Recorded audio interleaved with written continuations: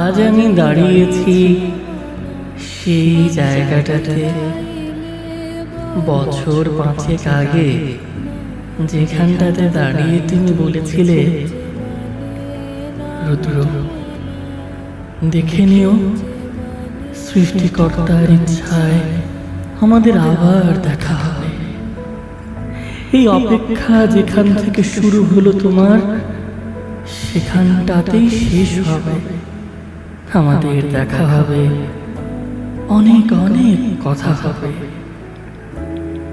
এই যে আকাশ দেখছো আমাদের মাথার উপরে, কি সুন্দর করে সাদা সাদা মেঘগুলো তুলোর মতো করে উড়ে যাচ্ছে, সেই দিনও উড়বে।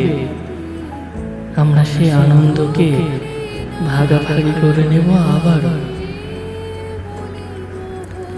আজ আমি দাঁড়িয়েছি সেই জায়গাটাতে, আমি দাঁড়িয়েছি সেই আকাশটার নিচে, যে আকাশে কথাগুলোর সাক্ষী হয়ে রয়েছিল। আমি একা না, একা নই অবশ্য। আমার থেকে বেশ কয়েক হাতের দূরত্বে তুমিও আছো। ওই যে তোমার সাথে হাঁটতে সময় তোমার হাতের ব্যাগটা যে আমি কাঁধে ঝুলিয়ে রাখতাম, সেই রকমই একজন পুরুষ এসে তোমার পাশে হাঁটছে দেখছি।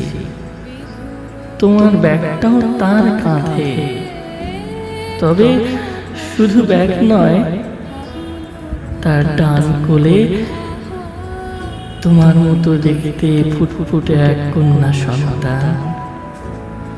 ধারণা করছি তোমাদের প্রথম সন্তান। খুব সুন্দর হয়েছে। হাসিটা মনে হয় তোমার মতো মিষ্টি নয়, কিন্তু যথেষ্ট মিষ্টতা আছে।